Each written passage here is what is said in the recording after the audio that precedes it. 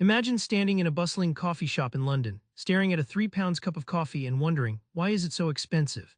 Tim Harford kicks off his undercover investigation here, peeling back the layers behind that everyday price tag. What if I told you this simple question unlocks secrets about how economies really tick, from coffee beans in Brazil to why banks crumble? Stick around, the story gets juicier than your morning espresso. Coffee's steep price isn't just a random quirk, it's a perfect sneak peek into economics. Let's unravel how value sneaks into prices and why some goods cost far more than their parts suggest. Harford traces coffee's journey, from tiny farms in Brazil where beans sell for pennies to your London cafe where that same coffee sells for pounds. Add roasting, shipping, rent, wages, all small individually but together they stack.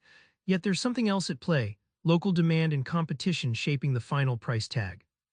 19th-century economist David Ricardo introduced the idea of comparative advantage. Countries profit most by focusing on what they do best. Brazil grows coffee brilliant and cheap. The UK imports it and adds value differently. It's like a relay race where each runner hands off a baton. Everyone wins by specializing. This interplay creates scarcity and value, even for everyday stuff. When demand spikes or supply dips, say bad harvests or a barista shortage, that cup you love climbs in price. It's economics invading your morning routine in a way you'd never guess. We hear about the invisible hand all the time, but how does this neat metaphor play out in real markets? Let's dive into a surprising retail twist to see economics' hidden choreography. Procter & Gamble launched Febreze to banish odors, expecting a hit. Instead, sales tanked. Turns out people don't buy products to eliminate stale smells, they want a sense of reward after cleaning. So Febreze succeeded only when repositioned as a finishing touch, not a fixer-upper, a clear detour from textbook demand theory. This shows how behavior often strays from pure logic. The invisible hand isn't some magic wand, it relies on humans who crave feelings, rituals, and completion, not just facts and fixes.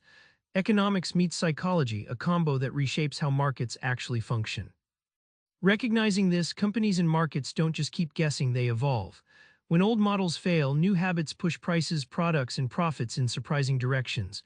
Your daily choices, they're part of a bigger dance, economist Harford uncovers. Fast forward to 2008, Lehman Brothers collapses, shaking the globe.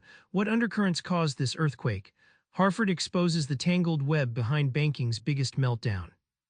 Harford walks through the 2008 crash, zooming in on subprime mortgages, home loans to risky borrowers. Bundled into securities and sold globally, these toxic assets spread quietly through financial markets. When homeowners defaulted en masse, the illusion shattered and banks like Lehman went under. Financial engineers designed complex products aiming to spread risk thin, like mixing poisons into a cocktail hoping it'd become harmless. But the layers hid danger instead of diluting it. It's like repackaging bad apples in fancy boxes. People buy them unwittingly until rot spreads wide. The crash exposed how interconnected and fragile modern economies really are. Harford's insight: economics isn't just abstract graphs but a living system where hidden risks can cascade, catching us all off guard, no matter how high the towers of finance seem. So remember that coffee cup you eyed earlier. It's not just beans and milk, it's a snapshot of global trade, human quirks, and hidden risks swirling invisibly. Next time you sip, ask, what invisible hands, behaviors, or dangers brewed this? Try this. Next time you buy, pause and wonder what's really priced in. Economics is less theory, more everyday detective work. Subscribe for more book summaries like this one.